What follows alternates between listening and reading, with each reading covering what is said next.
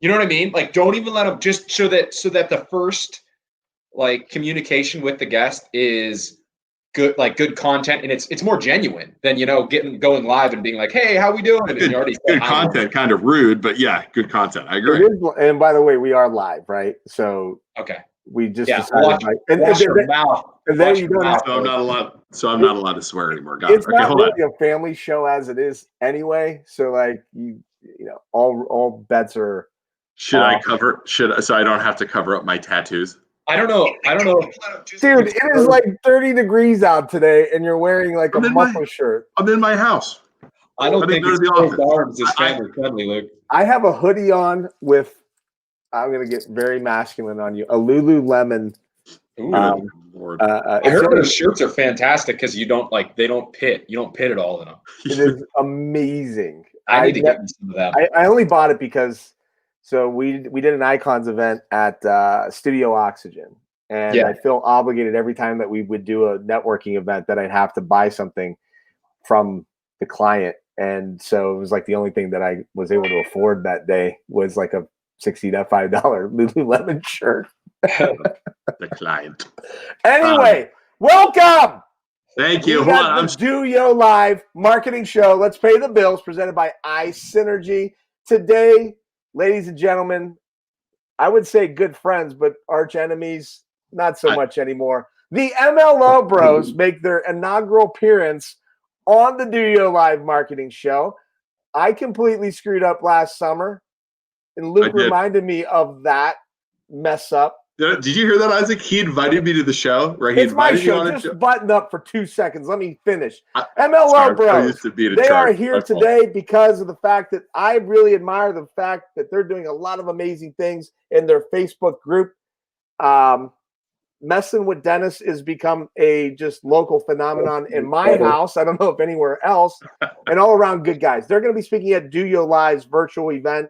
And we were talking a little bit about that offline. We're going to make some announcements coming up with that. And Instagram, rapid fire questions, all taking place on the DOYO Live marketing show today. Gentlemen, welcome. What's going on? Am I allowed to talk now? Yeah, go ahead. Yeah, I could just take time off because I know that you're just going to like take over the show. It's kind of what we do. It's kind of what we do. I feel weird not scrolling through comments. So when we were talking about offline, first of all, give some context. MLO Bros, what is it? What does it do? Right. So go ahead, Luke. Yeah. All right. So MLO Bros is the mortgage loan officers, brothers. We're both loan officers. I have an office I started after leaving the crappy banks in the spring. Opened it up in Poland, down across from Premier Bank, Nationwide Mortgage.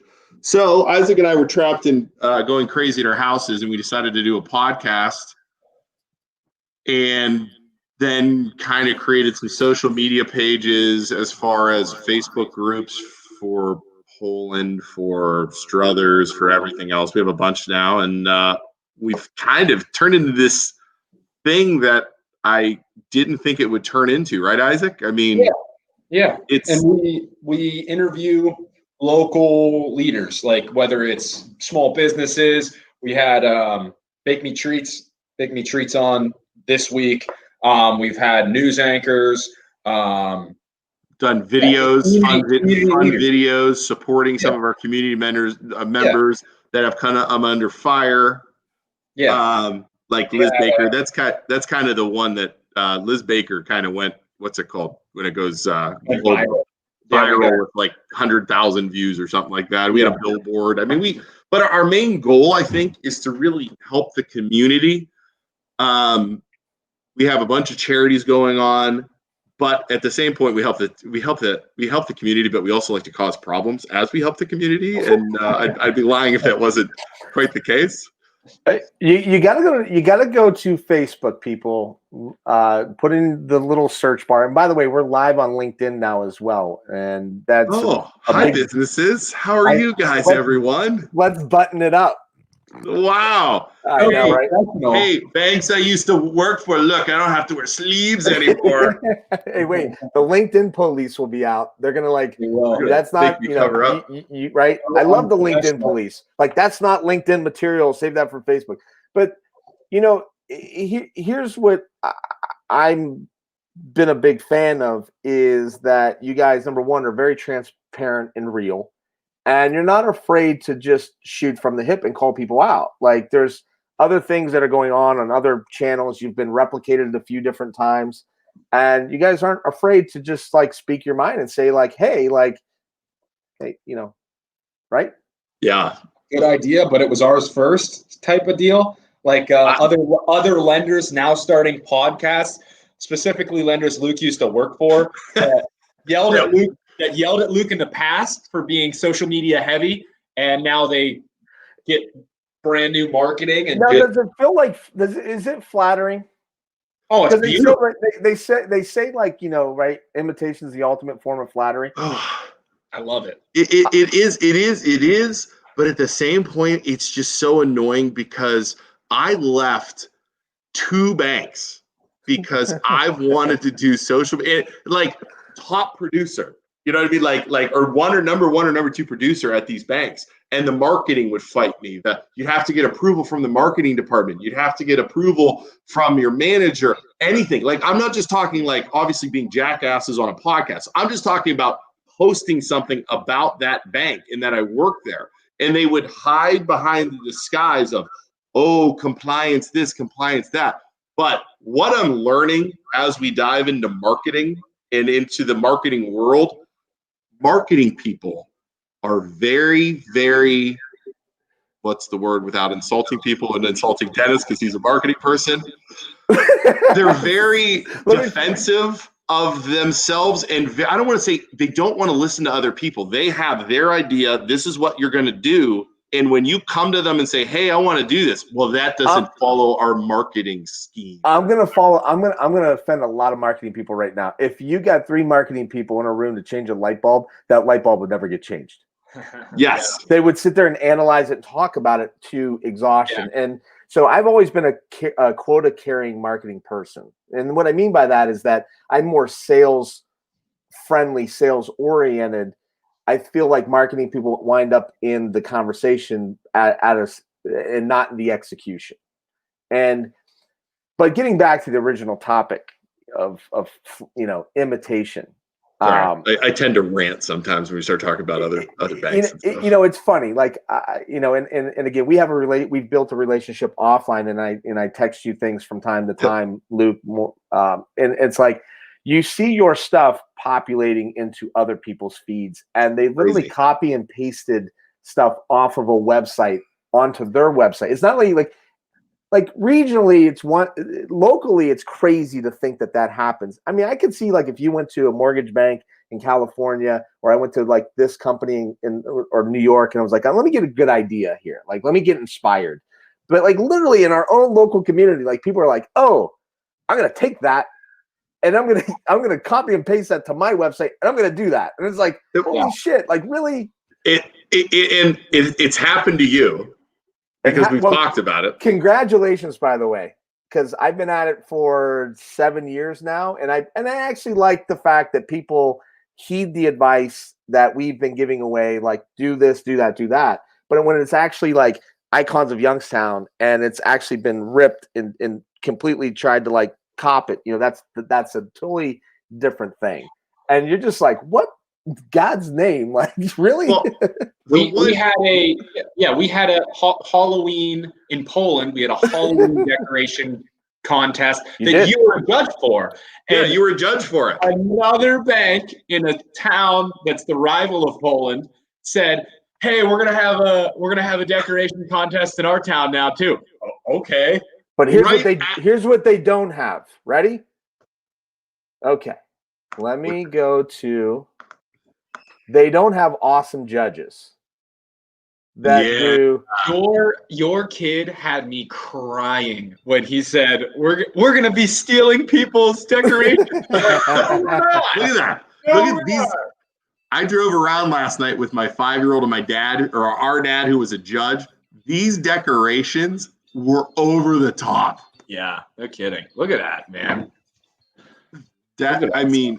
over the top. We're gonna release a winner here. I think tomorrow we're gonna give away the winner. But Isaac, I think we need to give stuff out to everybody who did it. I know it's 15 houses, but I mean this stuff is just awesome.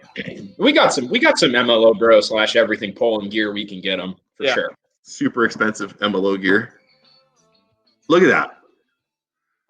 I mean, over the top. It was incredible. Can't be replicated, can't be duplicated, right? Like, yeah. And so, first of all, I think it's a genius idea because it is done in the right way with all the right intentions. Like, I feel like it has communal support. There's people that were texting me like, where are those pumpkins? We want to go to that address. And I had DMs, and you guys are responsible for that through creating this Facebook group. So like, I think so many people get caught up in, hey, let me get on and talk about my business, as opposed to like, let me just create a community. And so was that ever the intention when you came off or came on to the Facebook group was, is this a marketing play or is this like, well, the Facebook groups, it started with everything Poland. And I would be lying if that Facebook group wasn't created because there is another Facebook group, but they wouldn't let Isaac and I post on our podcast. Like, they wouldn't let us post our podcast because they said, I don't know, they wouldn't let us post our podcast. We still don't know why the administrator wouldn't let us. She just didn't like us. I don't know. I to this day. He said, we don't have any interesting guests. Nothing relates to Poland. And then right after that, Luke and I take that to heart. We get the mayor of Poland on. We get local news anchors who are from. Hey man, listen, I my entire life is a product of rejection. Yeah. Right? So like, I was trying to get VP of marketing jobs, but I could never get them, and I would get tired of waiting for the validation. So I just said, screw it, I'm starting my own company. Yeah. I submit to speak at marketing conferences all over the country, never get in. So I said, screw it, I'm starting my own marketing right? So like, you couldn't get on a Facebook page. So you're like, screw it, we'll just start our own. And then you blew it up and blew past the other one like significantly. We did it, and it's like, I don't like being Isaac. Anybody tells me no, you can't do that, it is like a direct insult, and I just go at them 1,000%, and I won't stop.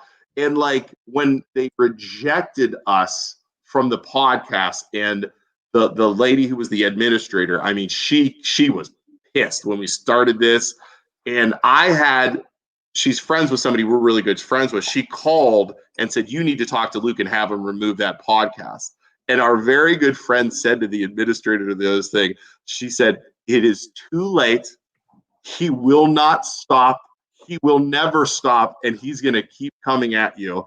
And once Isaac was involved too, it's just, I mean, it's over. So we're not going anywhere. And again, it's created out of pure whatever, but it's turned into this community thing where we're supporting everybody. We're supporting businesses. We have businesses contacting us now wanting to come on our show. We're starting to do videos now. We actually did our first video where we got cameras and microphones and we're going to be releasing that later today of Isaac, here it goes. St. A's Bistro. They gave us pizza and we filmed it. It was fun. And here's the lesson out there, I think, for a lot of businesses that are getting marketing advice from marketing agencies and experts. And we've done close to now 300 shows. Wow. Or more than on the DOYO Live Market Show. It's like, just go execute, right? Yeah. Like, this is what you guys have done. And I think that the indirect result is that if I'm going to refinance or if I'm going to go get a home, like, I'm at least going to consider you guys in the conversation. Your name's always out there. You don't promote that on the show. Like, I've been a guest, and I drop by whenever I can. And you guys don't need to do that, because by default, people don't want to be sold. They don't want to be marketed to. Nobody woke up today hoping like I get a call from a salesperson. Like nobody wants that. The other thing is this, like it's a much different conversation if I have you guys on and bring you some. Everybody talks about bring value, right?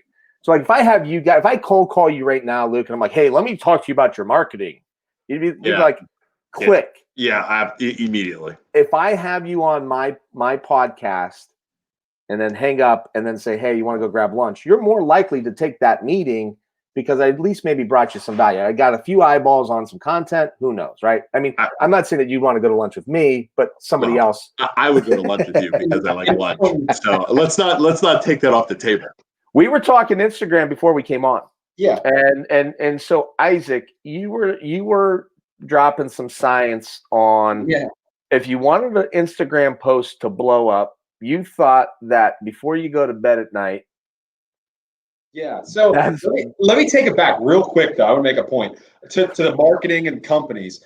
Luke and I, when we first started, we were in the middle of the pandemic. And when we started the MLO Bros, we were sitting around. We're like, how can I'm a new loan officer. How am I going to make an impact and get customers when all we can do is sit at home? So I've always been a fan of Rogan and YouTube videos. So I go to Luke and I'm like, dude, let's start like a podcast on Facebook, go live. Try and get some new customers that way. And I was like, and he's like, well, let's do it in a way that we can involve the community and we're not being annoying and getting up in everybody's face. So then we start this immediately get up and get in everybody's face. What? You said we're not going to get in everybody's face, so we immediately get up and get in everybody's face. Getting in everybody's face, but in a good way. So we do this. We start this podcast and start these community groups, and we make it so that everyone's involved. And like you said, Dennis, bring value in different ways. So all these companies see us and the people are bored at home, get involved with these different businesses, get to see what they're all about, bring these people like mayors in spots of power. They just have a conversation with us. All you ever do is see them on the news, but they have this conversation with us, bring them down to earth, and people can relate to them. Real fast, Isaac, I just cut you off. Every person we interview, including the mayors, including the senator, the state senators, have said it's a breath of fresh air because we don't sit there and be like, so what are your take on the county commit? We're asking. Dude, we had Anthony Trafficani on. The county commissioner was freaking playing a guitar. So Anthony Trafficani's like, full disclosure, like I watch when I can, but like I did catch that one, and it was hilarious. Shredding. It was hilarious, and you're right. And here's what I don't get. And this has always been amazing to me. And you guys just do a good job. You make people feel comfortable. You diffuse like everybody has Facebook, right? Nobody's paying for it, and everybody has the same opportunity to hit the live button, but they don't. You know what I mean? I was watching a political ad locally here recently, and it gets into some mudslinging. And what I don't get about the political landscape is like, if anything, our previous three administrations between the Barack Obama administration, the Trump administration, and not getting political with it, but like they've obviously utilized and leveraged social media brilliantly to advance their cause, their agendas, whatever it is. And whether you agree with that or not, it's just a fact. But our local politicians still do not take to the mechanism. And like, so the mudslinging that's going on, they're going on paid TV. I'm just like, just hit the freaking live button, sit down, talk to your constituents and say, here's the deal. Like, they're saying this on the news. This is what exactly went down. Like the mayor of Poland, Tim Sikafuse, like I would encourage him to have like a weekly live show, like give us the State of the Union every week on Fridays. Let us know what's going on in Poland. Like 5 minutes, right? Just hit the live button. Yeah, that would be really cool.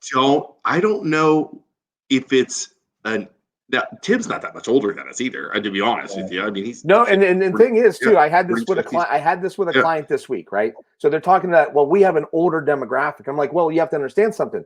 Your older demographic was 45 years old when Facebook came out.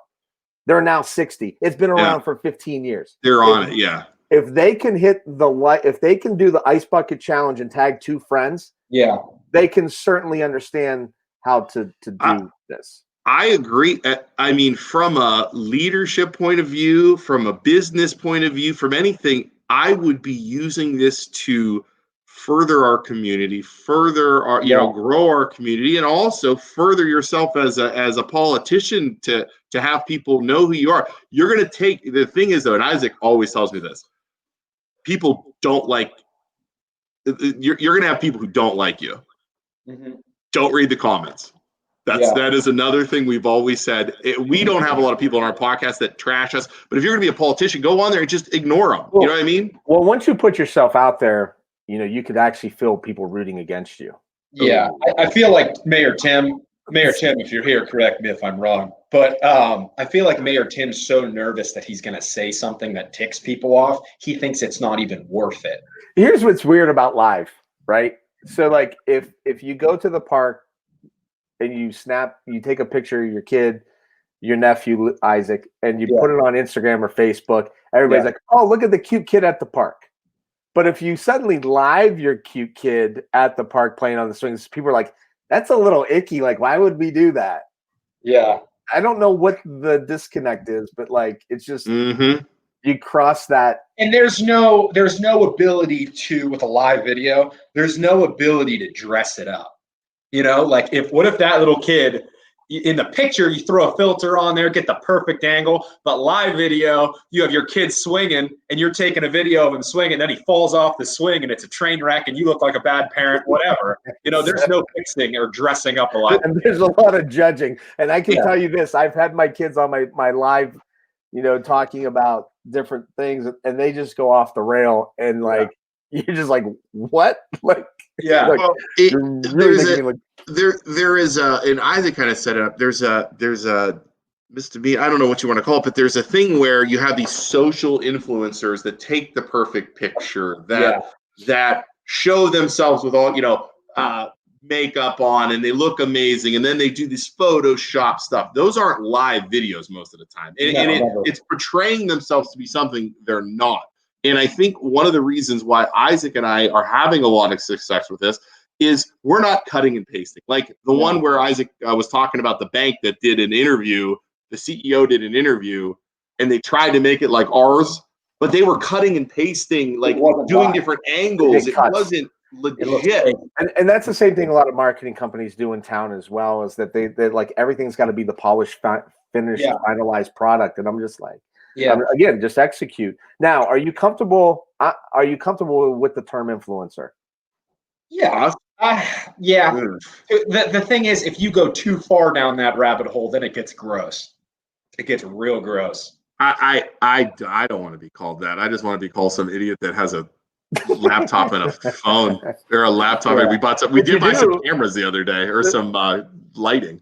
I mean, you do have influence, right? Like if you mention a pizza shop right now, you mentioned Bake Me Treats. Like I'm guessing that people are like, for the first time, are like, wow, what's this Bake Me Treats thing? Let me go check it out. Like, let me go get some. I always pronounce it wrong. Macaroons, right? And it's still up for grabs. I had 20 of those damn things the other day. Tomato. But like, I'm uncomfortable. I don't like the term influencer. I don't like the term guru. I don't like any of those. Like, I'm just fumbling through and figuring this out even now as I go. And there are eyeballs on it. Have you had any of those experiences now where you're out at Giant Eagle or the coffee shop and they're like, hey, I know you guys. Yeah. Well, when we were doing Messing with Dennis, when we stole your bike, we're approaching your bike, and these two guys watching their kids at football practice are like, hey, you're the MLO Bros. Hey, can we get a picture real fast? So while we're filming Dennis, we took a picture with the dude. You can see it if you watch Messing with Dennis when we stole the bike. Yeah. So Messing with Dennis became a 2-week phenomenon. We're not done yet. We're not done. It's not over. This will never stop for you now. So I invited Luke. Did you put that note on my car? Was that you? No. Are you sure? It was not. I have no idea what you're talking about. Somebody put a note on Isaac's car. Yeah, I don't know. Like I really sent a kind of an offensive text message last night, and somebody wrote back and said, "Who is this?" And I was like, "Oh shit! Did I send this to the wrong person?" you try and send it to me? No, but I didn't put a note on your car. Oh, because that was like it was some like fake parking ticket type deal. Yeah. And then it said, "Love you guys." It had to be more guys on the alternative. note, just messing with you. I'm like, if this was Dennis, this is the lamest comeback. Yeah, I've ever Dennis. seen. I would, if Dennis was to get us back, I would expect to come out and see our cars on like blocks or something. That's Listen, yeah. The worst part, not the worst part, but the most entertaining part of this whole thing with people recognizing us. I'll drive down the road because we have our stickers on our car, like our cars. People honk, and I mean I know they're on. I don't know who it is, but when my wife goes out into public, and she is a kindergarten teacher, so when we started this, she hated it. Isaac, you'll vouch. I mean, yeah, she did. What is wrong? You guys are putting yourself out there. I'm a teacher. She doesn't care so much anymore because I think she's figuring out we're trying to help.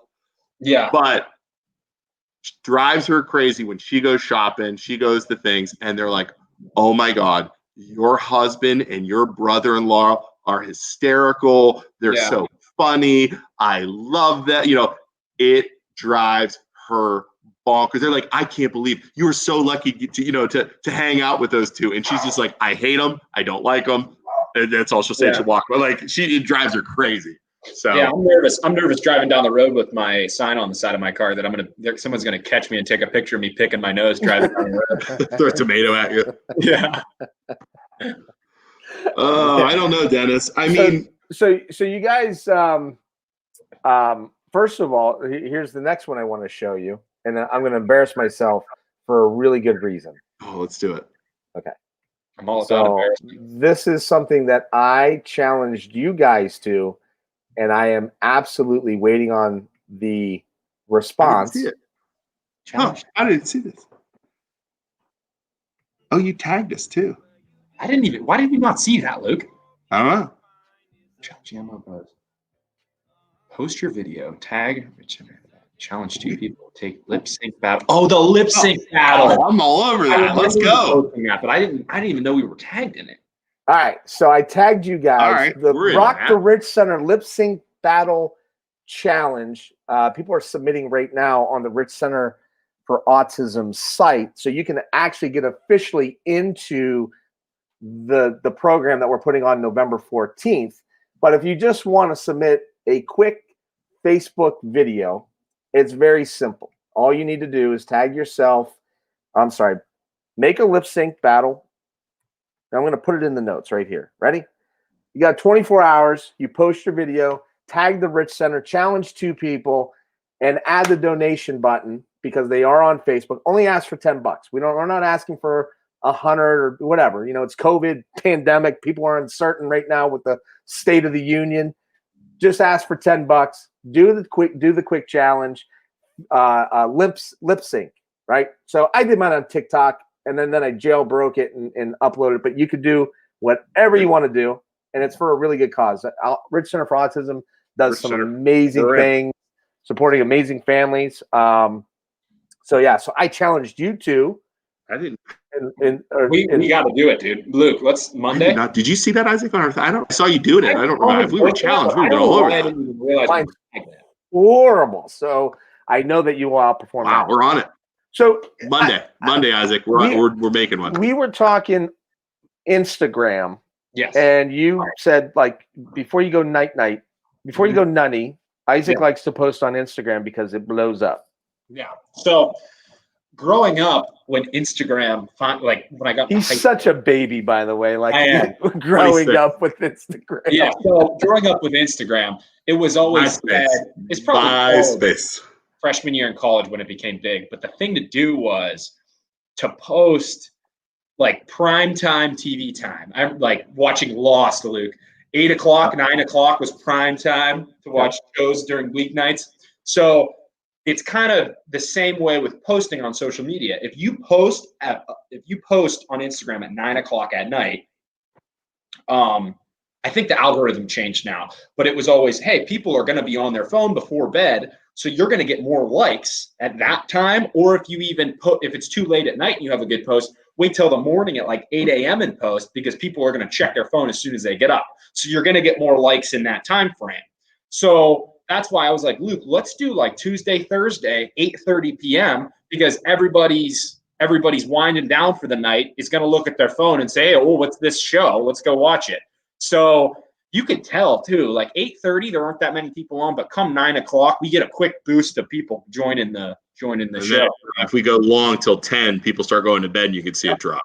Yep, exactly. So it's a science, that's for sure. It is an interesting fact. I tell all the restaurants, like, post your lunch special at 6 a.m. And that's the first thing that people are grabbing. Exactly. Either going to the bathroom and looking at the phone, or looking at the phone, then going to the bathroom. But right, those are the first two things.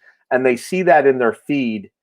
And like, it's too late if you're at 10 a.m. or 11 a.m. You put that thought in my head at 7 in the morning, I'm thinking about it. So we usually typically leverage the early morning post. And you asked me off air, I have not done webinars or many lives to that fact outside of business hours. And the funny thing is, like, I'm always testing. Like, there's like, what's working today, I know is not going to work tomorrow. It's like, I'm always testing. But the one thing that I've never really moved around too much is like the live episode, like, because frankly, I just don't want to be bothered at night. Like, yeah.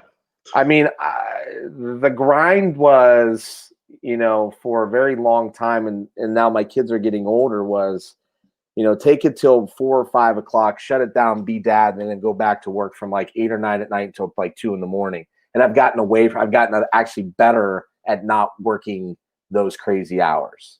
Just unhealthy to kind of like keep that going. So that's probably the only reason why I don't do lives at night. Well, the other thing too is, sorry, go ahead, Luke. I'll go. I was just going to say, like, consistent. We're consistently 8:30. We market on that with some of our posts. Like, it's like 8:30. Well, they know 8:30 Tuesdays and Thursdays. People show up at that point, and my kids are asleep. I'm in the basement. I go in the basement to stay, to keep it quiet. And I just think it's consistency. And I think that hours work for us. Now, maybe for a food thing, like you said, it's better, but here's what's interesting about that. And I agree with that. Programmatic has something to do with it. I've struggled with on demand because now so many people are streaming. And I've got a client that we're like trying to figure out, because they print a PBS Western Reserve, somebody I'm working with, and they print actually a TV guide, basically a program guide. They send that out to their membership, and we're trying to figure out, like, is that how people, how do people decide what's on TV? But the bottom line, what we're talking about is that for the longest time, like, we did Facebook Lives every Friday at 11 o'clock, and I was like, what does that matter? Like, right? And then I stopped for a period, and people were like, hey, and it was like 2 or 3 months, and people were like, hey, your Facebook Live comes on every Friday, like at around 11 o'clock. And you're like, holy shit. Like, I've programmed people to know, like, my consistency, your consistency, Tuesday, Thursdays, 8:30, MLO Bros, people know. Yeah. Yep. That's it. Yeah, go ahead. It's tough, man. I mean, it is, because like, my fiance gets on me like, oh, every Tuesday and Thursday you have lockdown at 8:30 now. It's like, babe, like, I understand it's tough. And Luke, you have your kids. It is not easy. Number one. Number two, you mentioned this, Dennis, the seriousness of the day. Like, people go to work during the day, and you have this professionalism of the company that you have to, they kind of get, like, I don't know, put on this fake attitude. But then after that, at 5 o'clock, nobody wants to hear that anyways, which is why we're not serious in any way, shape, or form. And that is why our competition, who started doing it, Luke, that was cutting and pasting it, or copied us, but then they're like super, like, editing the video and making it super professional. That's why it's not working, and they don't even realize it yet, because you have people have this idea in their head that, like, banks and lenders are super professional and super uptight, and loan officers are like super uptight, shirt and tie. Well, we're not like that. So they watch you're our in the- show, and then we sprinkle in a little bit of lending in there, and they're like, well, you know what? These guys are pretty chill. They don't seem uptight. Luke's wearing a cutoff and has tattoos. I'll just call them and see if I can, buy my house through them. I could talk to these guys. Yeah. People, I know a lot of people still use the banks. They're going to always use the banks. But if we as lenders can just chip a little bit away, it works for me. Just a little bit at a time, because I've had people who said, I've banked at this bank for 30. My grandpa, we're going to use you guys because you're down to earth. I know you're going to take care of us. You're going to work. And that is what we do. And when you have a CEO, or you have someone who is not, I don't know if it comes off so forced, and it comes off so uncomfortable, and it's just not, you can just tell. People know when you're trying to be cool, you're trying to be like, they changed the Twitter handle to like Prez, the name is like Prez, and it's just like, but dude, come on. I would have to hate though, and just for the sake of my audience, like, people don't tune in to hear me swear. So like, outside of me in person and on live, the only difference is that I swear a heck of a lot more. Outside of that, like, I would hate to have to be work Dennis. Yeah. And then like I worked at GE Healthcare, and again, blue blood industries, right? Financial, healthcare, insurance.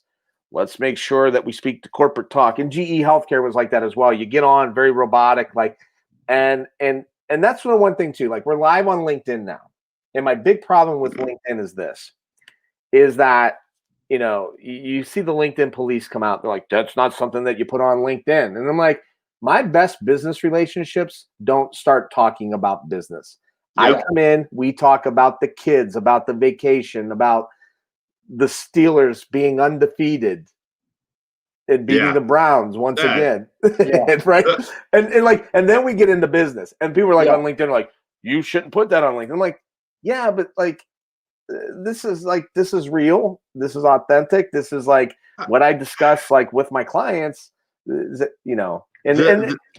go ahead. The people on LinkedIn that do that, the people that are complaining about us not being professional. And again, God bless Nationwide Mortgage Bankers for hiring us. We have not had anything but support from our president, our CEO. They are like, you guys do your thing. You guys are kicking butt. We love it.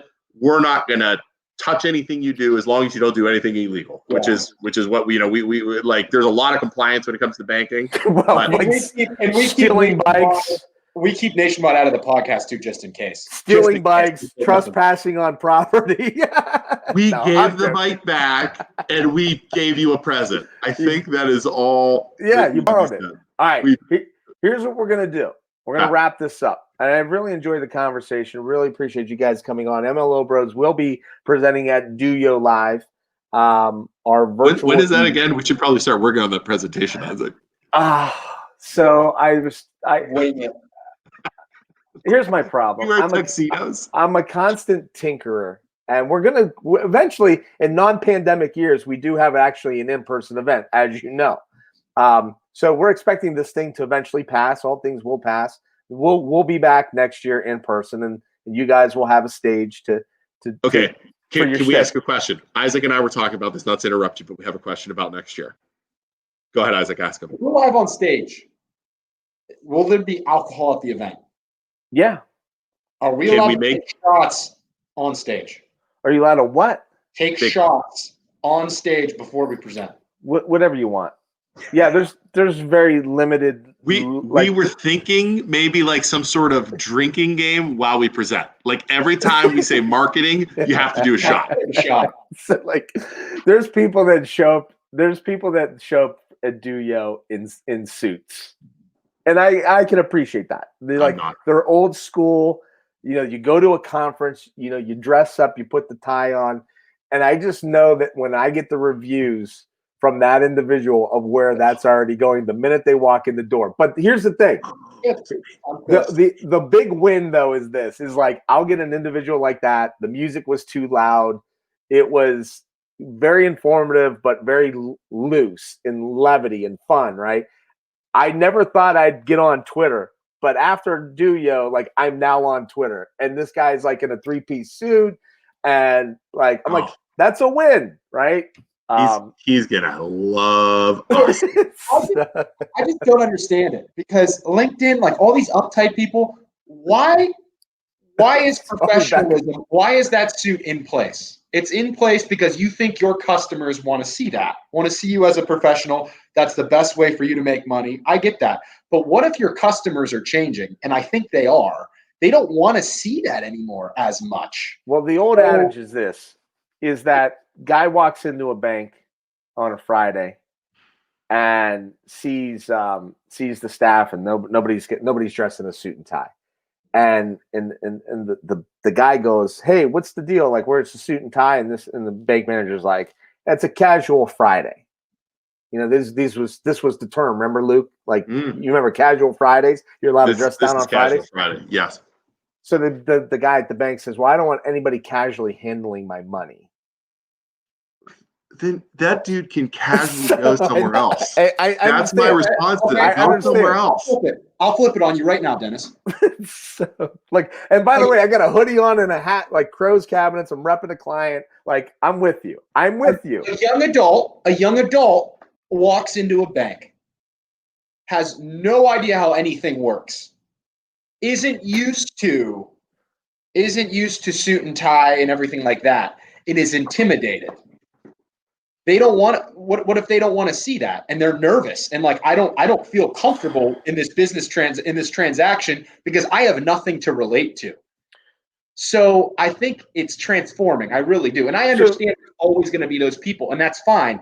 But when I approach that guy in the suit that says, "Hey, I don't want somebody casually taking care of my money," we're going to do, just because of the way I'm dressed has no comparison to my business, my work ethic, how I'm going to take care of your money. It shouldn't. If Silicon Valley proved anything, like, you know, there's more millionaires in hoodies walking around. But here's the point too.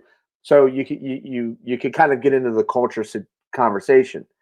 I think Wall Street has like this big challenge, but like Goldman and Sachs, like, you think, you know, they're going to make young 25, 26-year-olds, you know, put them in 6-figure salaries and change their culture to fit the narrative of, right? Are they going to take people out of suits? Are they going to say, well, you know what, look, there's still plenty of you that want to make this kind of money, and those are the people that we're going to get. What's going to happen? Well, it's Patagonia. It's Patagonia pullovers now. You didn't know that? All the Wall Street boys, they wear like button-ups. They wear button-ups with sweaters over top that are all Patagonia. They all have the same outfit. So it's like, it's not suit and tie anymore. It's pullover over top of a button-up shirt. When I lived in New York City, and you go to happy hour, you know exactly what dudes at happy hour were working on Wall Street. Like, they were just. I guess, you know, there's a lot of people that want a lot of stuff, and I guess there's different. It's not like everybody's going to get all the business of these different things. So, like, you have Dick's Sporting Goods and you have Fin Feathers and Fur. You have people that go to Dick's Sporting Goods because it has clothing, it has this, it's a little bit fancier. You go to Fin Feathers and Fur, they have more hunting, fishing, and they have dudes with beards walking around, and you know. And they get a lot of these guys. Like, you're guns. not first, right? The NRA. Oh, absolutely. Right. And it's like they support both stores have similar products. They have different products, but they're marketing to a different segment of people in a similar, you know. And I think that's the way I kind of look at it. It's kind of like, and I say, you know, that guy that walks in with a suit and tie, you're not in a suit and tie. Okay. Like, I'm saying to him, I'd love to help you, but sometimes you got to say, hey, this isn't my guy. I'm not marketing for him. I want as much business as I can. But if he's going to come in and say, I'm not giving you business because you don't have a shirt and tie on, then go to the friggin' bank. I don't care. You know what I mean? It's not, I'm going to help the people that And that want to business be helped and want to get along. that business transaction sounds like it's going to be a nightmare up front if somebody really comes up to you and acts like that. So go right ahead, sir. You know, Go to and the big bank. I hope they do. And that's the same in my industry. Like, I'm not for everybody. Yeah, it's, You know, like I'm not like you know, and if you're not my ideal client, and I'm probably not your ideal service provider, and there is that guy out there, that girl, that if that's what you want, then you know, go work with it. But we have talked to a couple different marketing companies, and not mine. Well, I've talked to you right now. I'm still, like I said to you, like I said, we're still trying to figure out how you make money. Like, we still don't know how you make money at this point. So we figured we're just doing this for free. Hey, see if you know this quote. I got a rich wife, and she loves to spoil me. That's it, buddy. I tell you, Isaac, season 7. I asked Isaac the other day, or Isaac, I asked him when we were talking about it, I was like, we don't even know how you make money, Dennis. Like, he's never approached us to help market. He's never just, you know, the MLO Bros make a big old goose egg. You really don't make any money. You guys need no help. That's the advice that I give you and have given you, is that you don't really need help. You know, like I think that the testimony in that is, again, validated by the amount of organizations in this direct market that have very rapidly paid attention to it and are trying to copy and replicate something that they cannot. And it's happened already. Like I said, it you know, in 7, 8, 10 years, you know, it took me about 4 years for people to, you know, start doing that. It's taken you guys like 5, 6 months. And you know, you're already like I said, the darlings of the internet. The one that really gets me, and I know we're running long. I don't know how long we're allowed to talk. I got nothing to do today until I have nothing to do. I have to go get Lucas early. I had to write a note because we're gonna watch The Mandalorian on TV early. That's good. I watched it this morning. I mean, technically, we are working. Yes, we are technically working. But the one thing that really put me off to this whole, and again, not insulting marketing people, but the whole marketing thing was, and I know a lot of people, and I never realized I knew this, like Miss Aggie Corey, who's out of Poland, and I know Lauren Ludwig, you know, I'm friends with her, Dennis. I mean, there's a lot of people, but one of them, when we first started out, and it was probably a month or two in, Isaac, when we were having a lot of success doing our podcasts. And I'm not going to say their name. They know who they are. We got into it with them on Facebook a couple times. They asked us to be featured on their website. And the way they approached it was, we want to sit down. We want to talk to you. We want to bring you in. We think you have a great quality. You'll do really good for us on our Facebook page and on our website. That was the approach they took. So they wanted to meet, but I wouldn't meet. I said, well, let's just meet on Facebook. So, or on what's it called? Not StreamYard, on Zoom. We meet. They give us this whole, we're going to put you in the front center. You can come on Tuesdays and Thursdays, this whole presentation. And then we're like, that sounds great. I want to do it. Let's talk. Well, good. I'll send over the bill. It's $500 a month.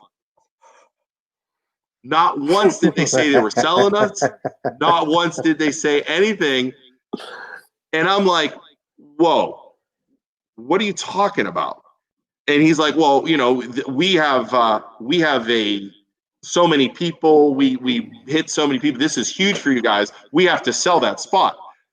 I went off the freaking handle. I literally told the guy, okay, listen, you're not going to bill us. If we have a product that you want on your show, sir, we will. They tried to play it off like it's the biggest sham going, and here's why. And here's what people don't understand, right? And again, this is the space that I've been in since I started my business 7 years ago, and with the marketing conference is. You don't need traditional media. You build an audience through work, are you engaging, are you talented, or are you not? And if you do, and you build that, you'll never need the heroine of marketing, which is advertising to keep feeding. You're renting the audience at that point. If you're talented enough back in the day to go radio, TV, newspaper, you had to be an exceptional writer and go talk to Vindicator into publishing your article. How'd that go for the Vindicator, by the way, right? So now you could be your own publisher, write a blog, go on Medium, go on LinkedIn. If you're a radio, you're like, hey, I'm not pretty enough to be on video, but I'll go do the radio thing. And you had to go talk AC McCullough and hey, put me on the show. Dan Rivers, put me on the show. Guess what? You don't need that. Start a podcast, build the audience. You want video? I don't need to go down to the TV station and talk them in to put me on. I just got my own video right here. So that's what like organizations like the Business Journal don't get. And then is that they want you to rent the audience. And at the end of the day, if you build the audience, then you've got somebody to speak to. And at the point now where you guys actually are getting, opportunities to monetize it with advertising because you got eyeballs. Yep.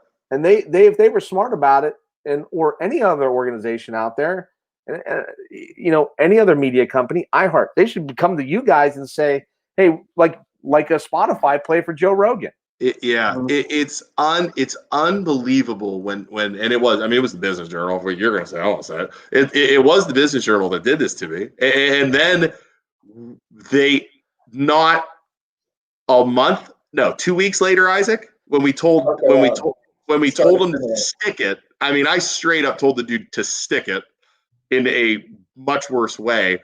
2 weeks later, they're trying to replicate having real estate agents, with an exact same podcast as us. And we called him out on it, and the owner was like, "Oh, it's on me, blah, blah, blah, miscommunication." And I'm like, dude, get the hell out of here. Yeah.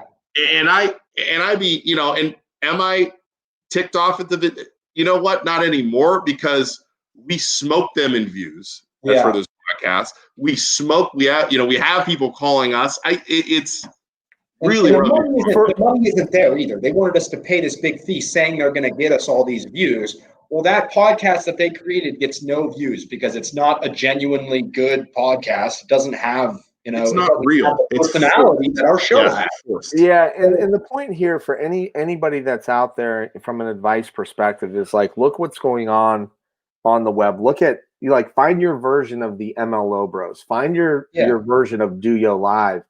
And if you go at it and you're willing to understand, literally 7 years ago, I did a webinar on social selling on LinkedIn, which is like such a hot topic now. 7 years ago, I did a webinar. I got 0 registrations, not one goddamn registration. I still did it. Pope delivers mass on Sunday, whether there's one or thousands of people there, right? I'm delivering the sermon because I needed to go through that. Did you talk to yourself? Was it I just did, yourself? right? I did it just as I had this sea of people that were just writing every word down and hanging on every note, right? Yep. And now, fast forward 7 years, we did. Sorry, I got a 2-year-old that's not quite as impressed with this, but or a 3-year-old, but. So now we do a webinar. We'll get 50 to 100 people to sign up. We'll do an in-person event. It doesn't happen overnight. But in the same note, if you don't build the house on rented space, you will win and you will reap the benefits.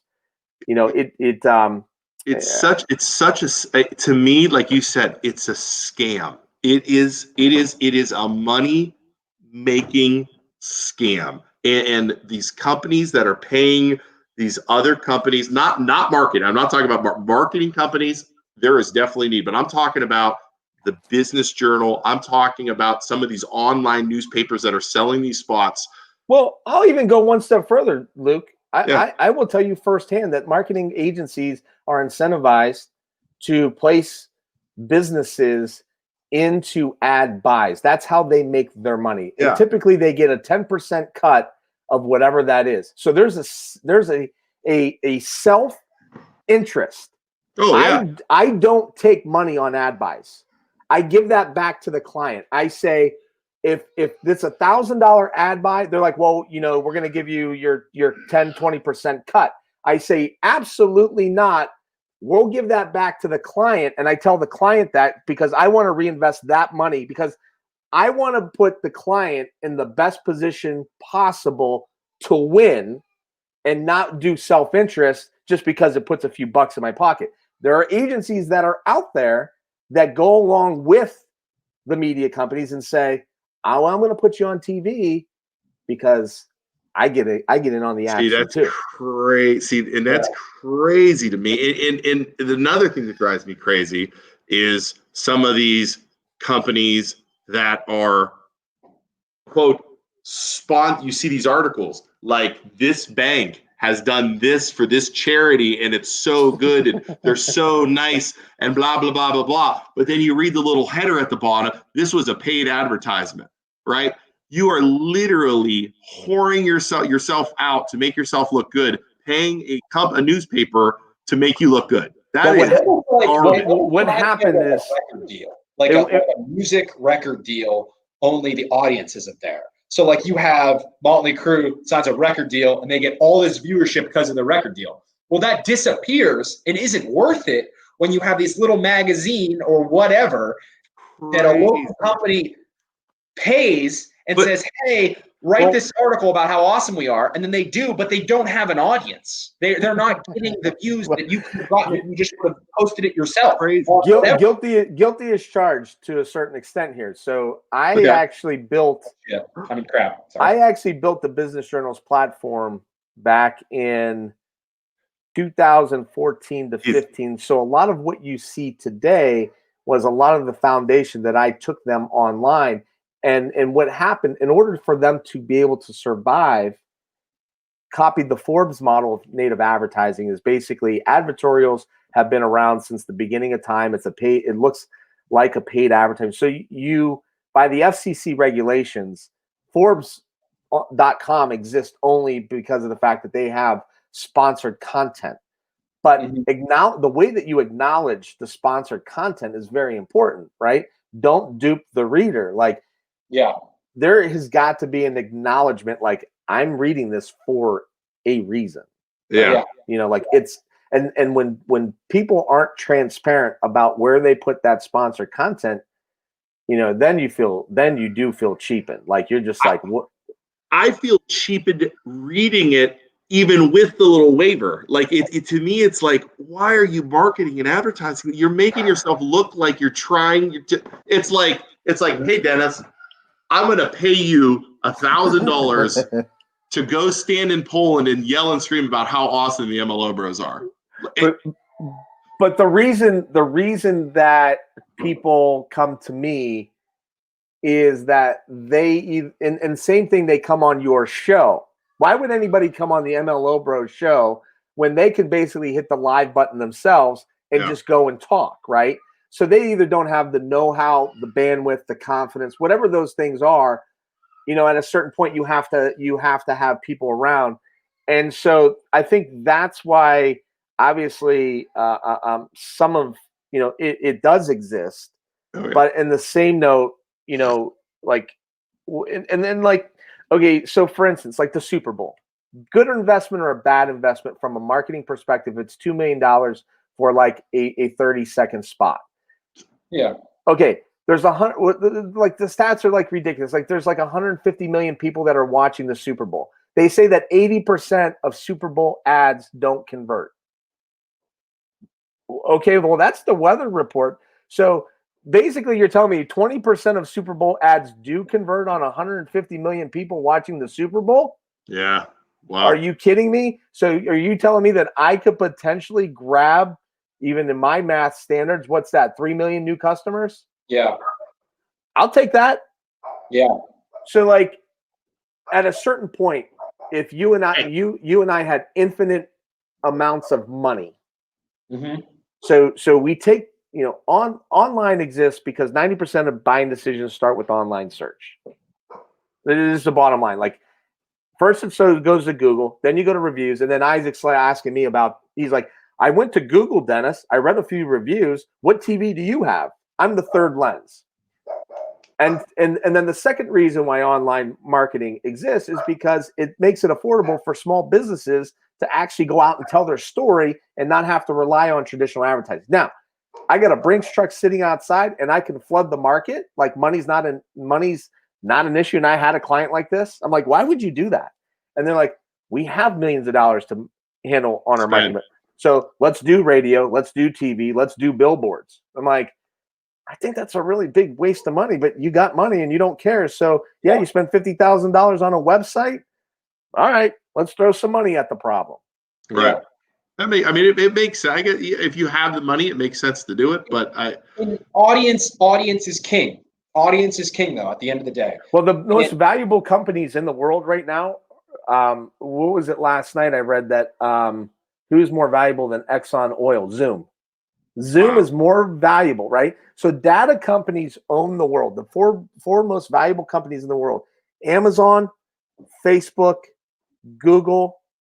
Oh shit! What's the fourth one? Amazon, Google, Apple. Facebook, and Apple. Apple, right? Amazon, sense. Google, Facebook, and Apple. Four most valuable companies in the world because they have data. I was on with somebody the other day.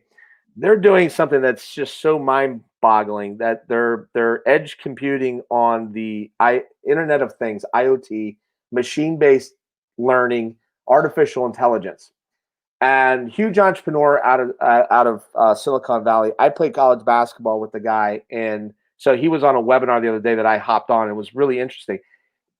He said that an airplane will create 10 terabytes of data every 30 minutes. Sure.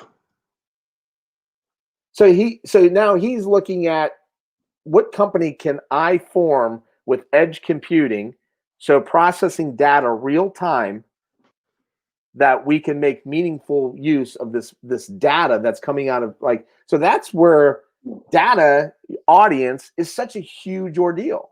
Yeah. Wow. And what's crazy is that data, we never had the opportunity to monetize our own data. You know what I mean?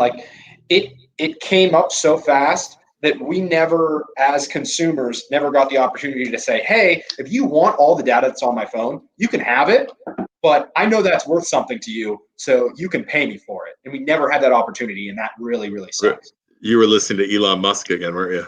Well, no, I've always said that. That's that's a libertarian thing. But we don't have to pay for that, Isaac, because we willingly give that for free. Exactly. Every time. We have the opportunity to say, hey, this is worth something. And if you were one of them, I apologize, but what I'm about to say next in advance, but if you're one of these idiots that gave the couples picture, this is couples day one. Yeah. And this is couples now, right? They're on Facebook. Man. And when you gave Facebook this was my 10-year ago picture and you gave it to it now, that was circling around. That basically was helping Facebook build its facial recognition program for its artificial intelligence platform. And you willingly gave that to them. Nobody was, so why would I have to pay for that, right?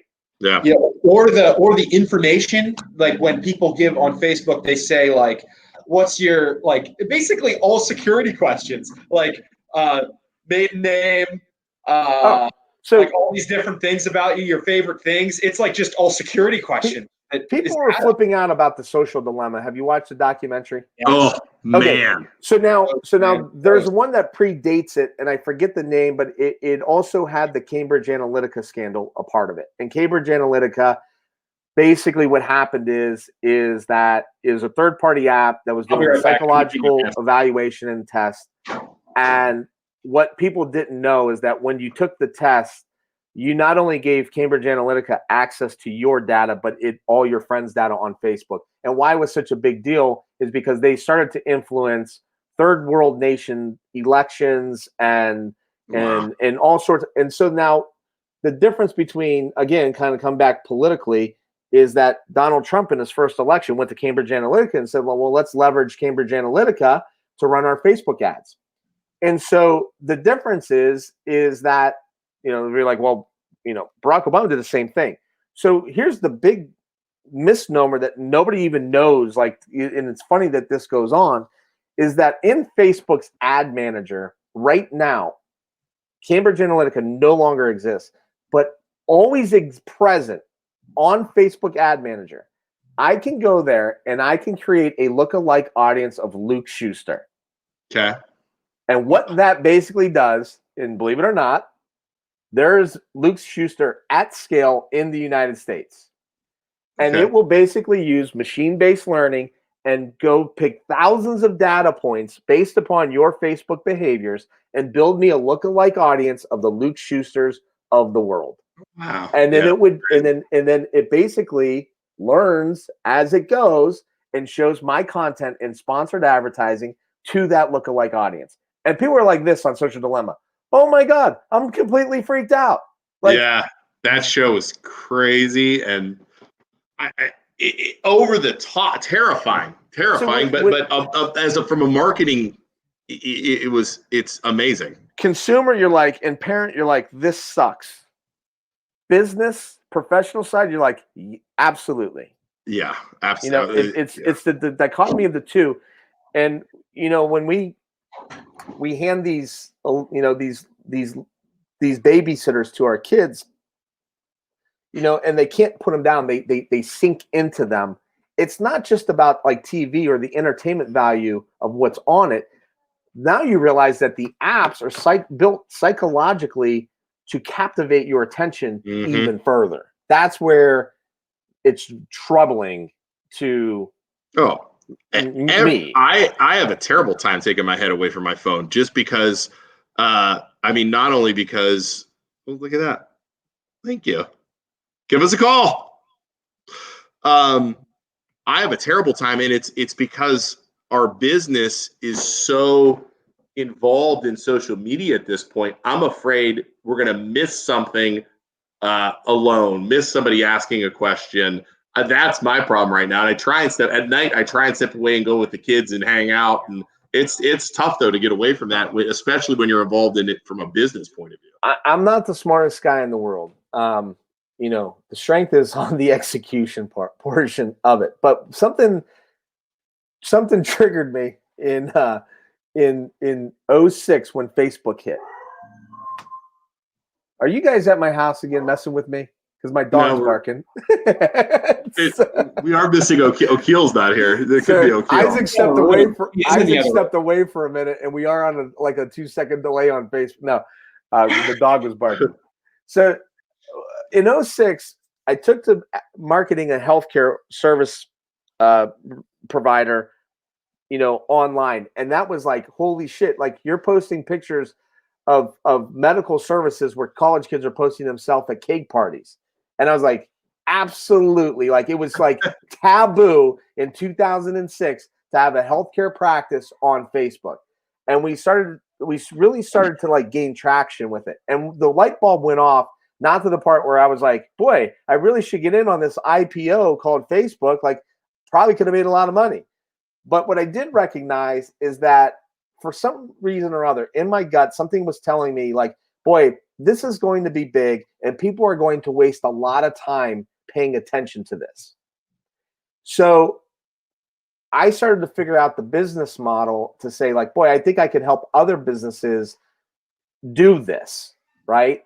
And so whenever I look at my social media, the way I look at it is and not to be demeaning to anybody that's watching this right now, but like I look at social media as a huge time suck. People spend an inordinate amount of time. Like 1 in 5 views of the internet is on Facebook, and that's probably increased. 4 years ago, people looked at their phone an average of 40 times a day. It's up to like 120 times a day. People are looking at their phones. There's actually syndromes. You know, your phone's out of your reach.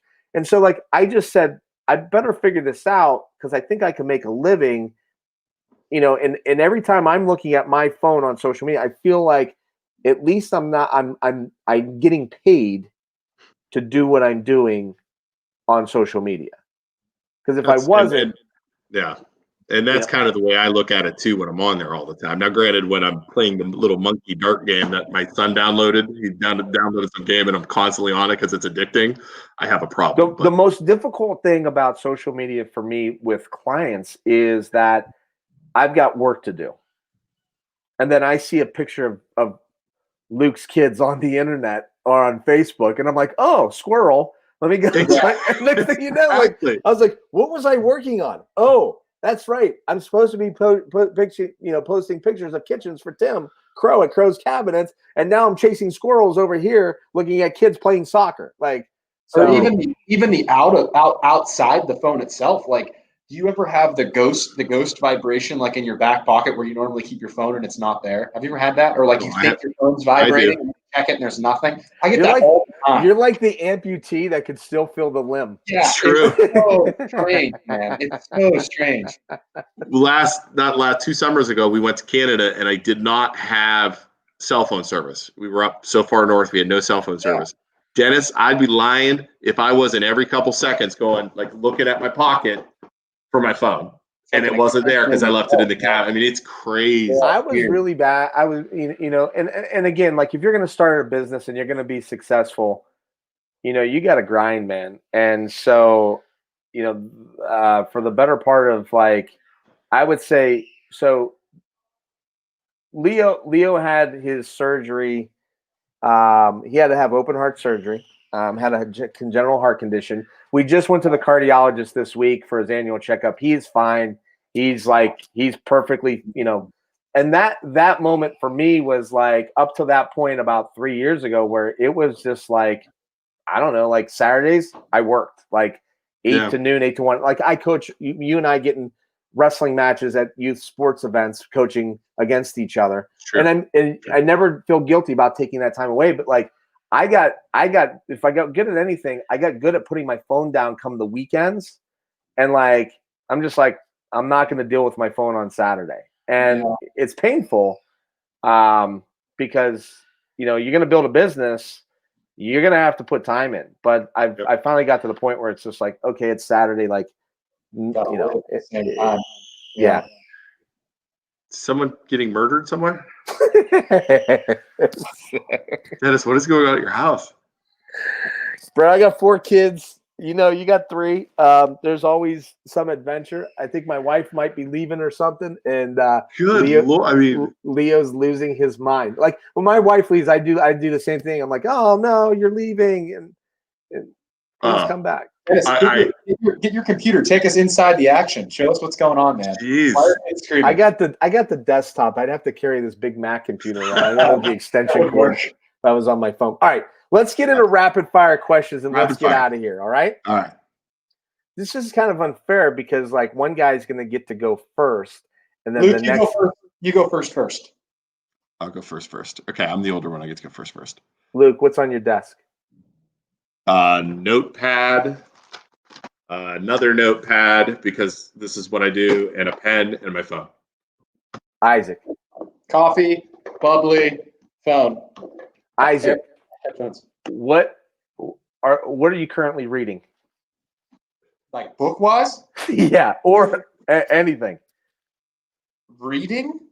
I'm not a reader, man. I listen to the podcasts. Okay. That's what I do. Who's your go-to? Dude, my guy, I have like I'm in love with Joe Rogan. I'm that man crush.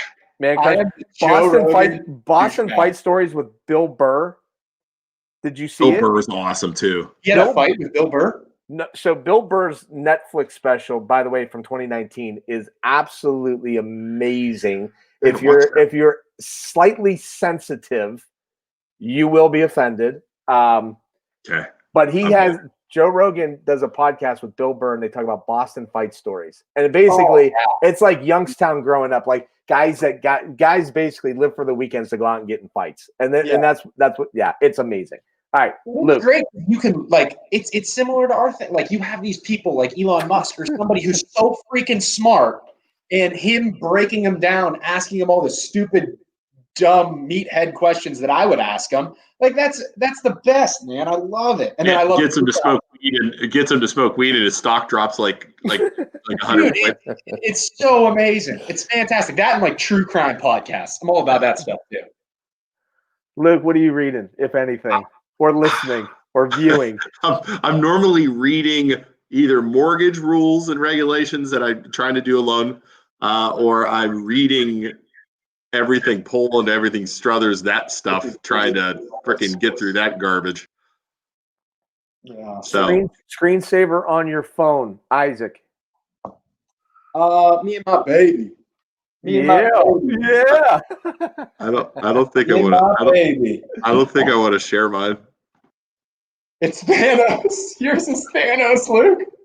Do you know who Thanos is? I do. Thanos. It's Thanos. It's kind of a personal hero of mine. All right. Controversial Fridays on my Facebook feed. Ooh. Every Friday, I'm asking very controversial questions. I love it. Today's question for one day: would you rather be Michael Jackson or Prince? Prince all day. I'm not. Did you watch that Michael Jackson thing? I'm not looking at little boys' booty holes. It's not true. By the way, that's completely been proved that was bullshit. I'm not sticking up for the king of pop. It has really been proven. It is not true.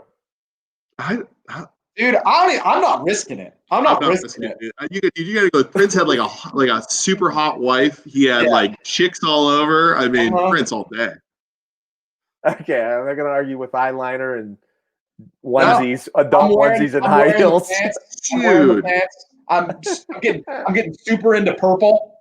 All right. So every time I hear Prince, I just think of Dave Chappelle. His special with Dave Chappelle when he's playing basketball. Playing basketball. That's my amazing. favorite. Buckets. Now, I think I already know this one, so I don't even know why I'm going to ask it. Luke, you're first. Superhero you most identified with? Probably Incredible Hulk. Is that Thanos? It's on your phone. Well, he's not a superhero. He's the villain. I mean, if we're talking superhero, probably the Hulk, just because I just pave a path as I go and flip out. Isaac, I'm going to go with either. Exactly. I'm going to go with either Green Arrow or Deadpool, because every opportunity I have to be the hero, I usually do the right thing, but the entire time I'm goofing off. The entire time. Sounds like more like Hong Kong Phooey. Isaac, you're first. Rap, rock, or country? What's in the rotation? Rap and rock. It's like those are mixed, and then country's last. But I mean, there are a couple country songs. I will listen to anything though, but probably rock, then rap, then country. Luke, rock, like heavy rock, like metal, to country to rap. You're so angry. I am. Oh, dude. I say Isaac every day in the office. I'll say something or do something, and I'll look at Isaac and I'm like, I have so many issues, and then I'll just walk back in my office. And my response is always like, dude. Isaac will be like, dude, what's wrong? I was like, I don't know. Like, I don't know why. It's like I don't know. Yeah. I have no idea. And I'm a nice person. honestly think in our office, I'm good for you, Luke, because like I kicked Isaac. Dude. So we have 3 offices, 1, 2, and then 1 across like a hallway. I put Isaac in the other one because he would sing all the time, and I was ready to throw him out a window. So I had to physically like move his stuff. All right. I'm singing Prince. I'm going to be singing Prince for the rest of the day if anybody wants to stop by. There we go. So I don't know, man. I'm angry. All right, ready? Luke, you're up first, and I know this hits home with you, and especially because The Mandalorian drops tonight on Disney. It's on now. Right now, man. My kids are pumped. They're ready to go. I'm ready to go. Why are there so many daddy issues in Star Wars? That's a great question. Star Wars is actually based. Listen, if you follow it, it's based on Shakespeare stuff, like Hamlet. No. Hamlet. Is it Hamlet? I think it's Hamlet. Which is Hamlet. Which is the dad lead. Like there's all and that's why there's so many daddy issues. It's all based on that, and the same with the Lion King is also based on Hamlet. Yeah. Think about the Lion King. Darth Vader, Dark Father, Vater, German father. True story. You could Google that. I have Star Wars tattoos. You have to take it for granted because I have Star Wars. That was not exactly the answer that I was hoping to get. I was Pretty just saying. boring. It's like Hamlet. I don't know. Other than it's always a good story when you have parents betraying and then redemption of a parent, that kind of stuff. So I think it's always a good story. Yeah, As I in tell Darth Vader's I tell my dad. kids all the time. What's the last one? So like, Kylo Ren puts one in Harrison Ford's gut, right? Oh, that's yeah. I tell my kids all the time, if you're coming for me, you better come strong. You better come strong. Like, don't even come with that weak ass shit because I'm taking you out. Our dad now is 60, 68, 69 years old.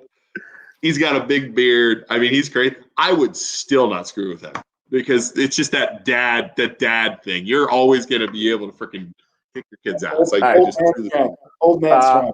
Isaac, best professional advice you either got or you give. Ooh, this is a marketing show. Like, there's some value. And we are on LinkedIn, so who knows? Like, maybe we won't get kicked off. No promises considered, or sued for that matter for talking about other places. I mean, whatever. Best professional advice. I can't even. You want to do it because I got an extra second to think. Go ahead, Luke. Go ahead. 100% best professional advice is always under promise, over deliver. 100% of the time. That is something I live by 100%. Don't overpromise anything because you have to be realistic with customers and you have to tell the truth. And I don't know if mine's professional advice or not, but my father always said, it's not about how smart you are, it's how hard you work. He always stood for that. I think all three of us are living evidence of that.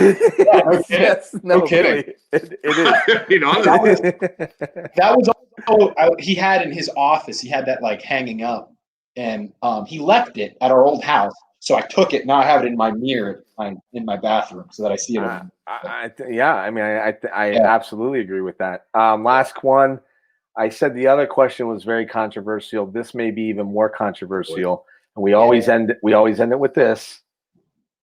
I saw your Youngstown post, and we've been asking this for 4 years now on the DOYO Live Marketing Show. Best pizza in Youngstown. Go ahead. So I have me and my friends talk about this all the time when we're playing video games. Dude, by the way, is one of your little internet friends like Lieutenant Krabs? Because that's my kid's like video game. No, but it depends what mood I'm in. I am Avalon all the way downtown, but the problem is if I have to be feeling a heavy pizza and like the sweet sauce that Avalon has. But if I'm going to go a thinner pizza, I'm going Bella Napoli out in Canfield.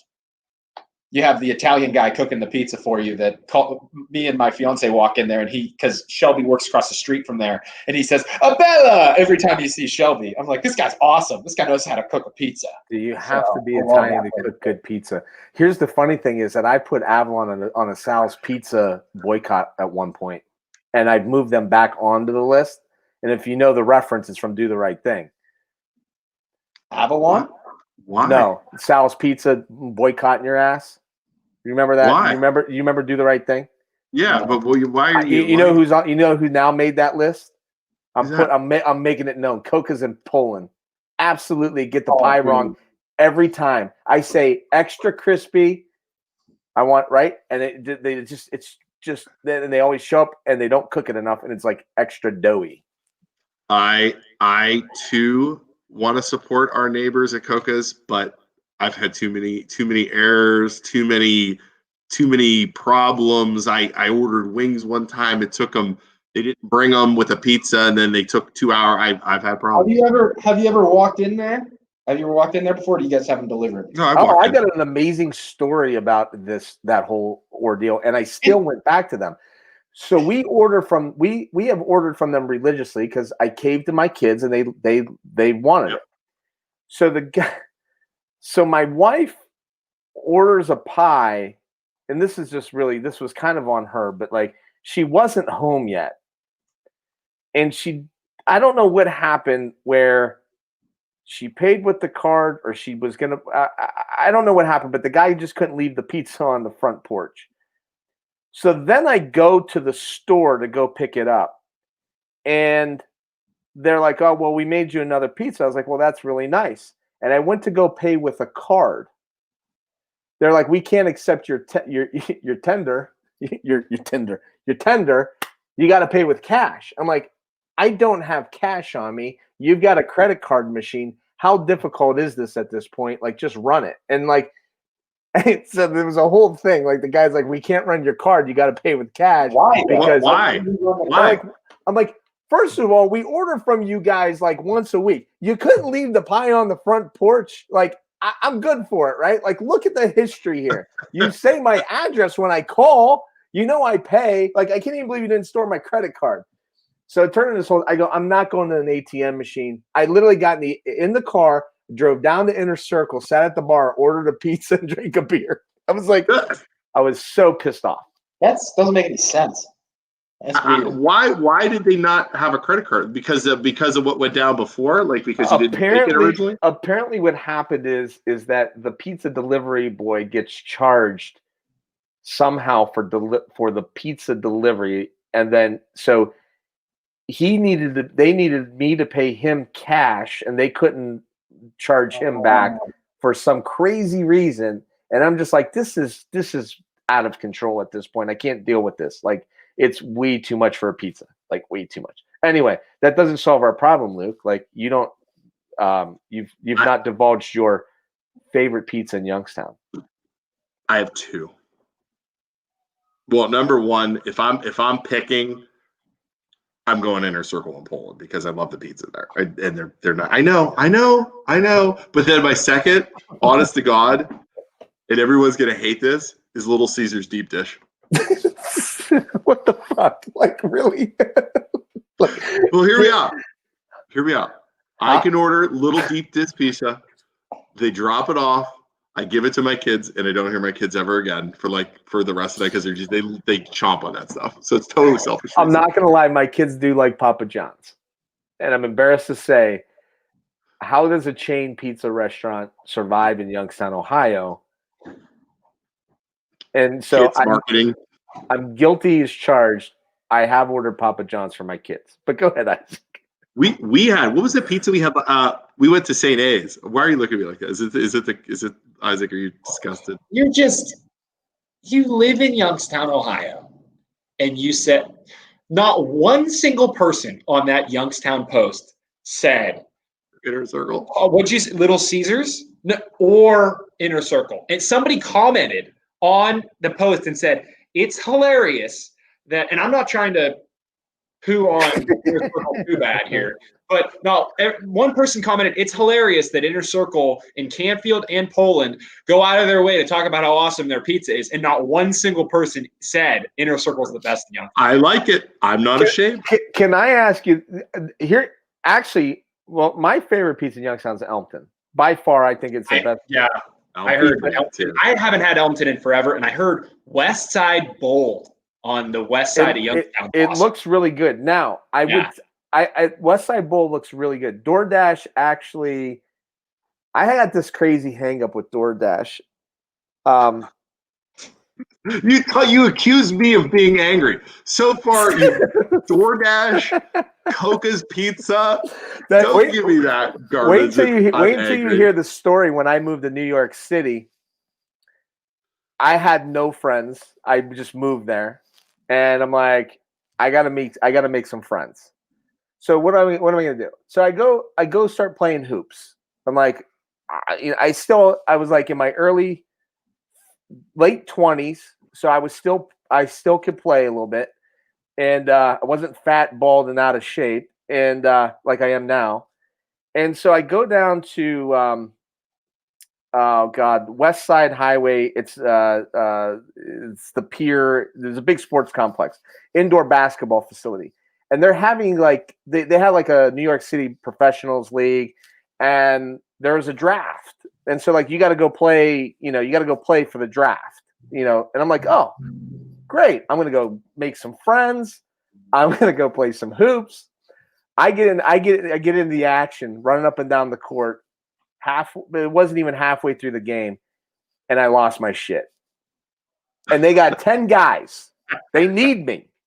And I'm like, I start yelling at the guys on the floor because they're just not playing basketball the right way. It was like, I was like, the purist in me, right? And I'm like getting up and down, and I'm getting in people's shorts, and I'm like, F this. I throw my hands up. I got the ball at midcourt. I throw the ball. F this. They're like, what's going on? I'm like, you guys don't know how to play hoops. I don't even want to get drafted. I grab my bag. They're like, if you leave, we only got 9. Like, we can't even continue on with like the tryout. And I'm like, I'm out of here. F this bullshit. I walk out in the parking lot to go catch a cab, and I start laughing at myself. I'm like, I came down here to make friends, and I just told the whole place to F off. That's classic competitiveness right there. So my DoorDash issue is this. So I ordered DoorDash, and I don't mean to be judgy, but I do think that there's a cleanliness factor when you're handling food, and there should be some hygiene that's involved with 100%. it. So I made physical eye contact during quarantine, and you could leave it on the porch, which is like one of the best things that ever happened out of quarantine. And I made eye contact with the individual, and I immediately lost my appetite. So I completely decided that I would no longer have any sort of eye contact with my DoorDasher, so I wouldn't ruin my meal. Wow. 2 weeks. So 2 weeks ago, we DoorDash, and the food shows up, and it's on the front porch, and I go grab it, and I thought I smelled smoke, but I put it out of my mind. I was like, no, that's not smoke, right? You just lie to yourself. It's the phone, the no phone in the back pocket, Isaac. Exactly. So I go bring it in the house. And my 11-year-old's kind of like Luke, no filter. There's no pop-up. There's no pop-up blockers. There's nothing. No. He's like, Dad, smells like smoke. I'm like, Jesus Christ, no. Michael, shut up right now. Don't say it. He's like, no, I'm serious. I'm like, not one more word. Like, if you say it one more time, I just again lost my appetite. So yeah, I've got my own hiccups along the way. Absolutely. The problem is I have no filter. I've never had a filter. I will. It's honestly, it's one of the reasons why at the banks, because they're so, like you said, are like so politically correct. So this is the way we do things. And I just, or you're a senior HR guy, and I say, hey, how's it going, Phil? Oh, I'm good. Like I just don't do that. And it's always, it's better when I'm working with my little brother and O'Keel and stuff. Let's just say that. Does not work well with others should be written on Luke's forehead. I work fine with others. I don't work very well with pricks. That's my problem. There's something about people trying to tell you what to do. Authority. He's got some authority issues. Huge authority issues. Oh, it doesn't matter. It doesn't matter if it is a saint saying, hey, Luke, it'd be really cool if you did this. He just wants to say, F off, I'll do it my own way. And even when it comes to hey, Luke, there's this really good show you should watch. Just because I told Luke, hey, you should watch this show, he's like, yeah, I don't think I want to watch that show anymore. Well, I mean, we share the same values there. I worked at the Falcon. My dad got me a job. He worked at the Falcon Foundry. He got me a job in college at the Falcon Foundry in the summertime. Afternoon turn, hard labor, like real man's work, yeah. Right? And the foreman was like, you just did not. This guy, he would kick your ass. He would. Yep. I mean, he put fear and intimidation as one grown man to a post-pubescent boy that's 19, 20. He made a man out of you. So when I went to work at GE Healthcare, I had these suits. You know, there's two types of personalities that work at GEA and AA personalities, like just extremely off the charts. It's probably why nothing gets done there. And I had some people there in leadership that tried to toe you up. And we literally, like, they didn't want to fight, but it was like coming to that where, like, I was like, you step to me, I want you to know something right now. And they're like, oh, HR.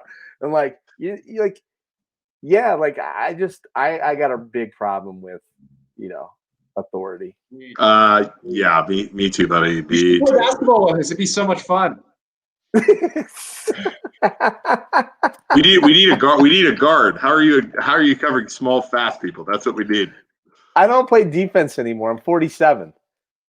Well, you and Luke are great. I just run around like a madman, and Luke just kind of shoots. I'm like, remember Shaquille O'Neal when he played on the Cavs, and he's like jogging to half court and then jogging back. That's kind of what I do. I used to, you know, like, I mean, that I had to, like, I was a role player, and you know, after high school and college, like, the only way I played was like to be a role player. So it was handle the rock and D up the best guy on the other team.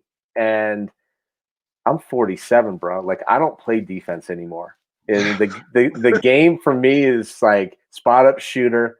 I'm cool with that. Every once in a while, I'll take you to the 10 just to keep you honest. Yeah. But I'm just, yeah. But I could, yeah. I you know, I coached junior high basketball last year. I got back in the gym for the first time in like 20 years, and I played. I practiced with the kids a lot. And like early on, man, I was like, have 911 on speed dial, man, because like I was like, damn, like that is funny. You guys play? Where do you play? Struthers Highland. Oh yeah.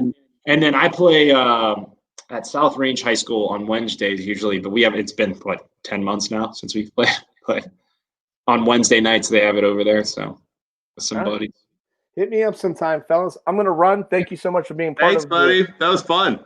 DOYO Live Marketing Show. I think that we've set maybe an all-time record of longevity here today. Thank you, iSynergy, for sponsoring the show. Thank you, MLO Bros, for being a part of it. Appreciate it.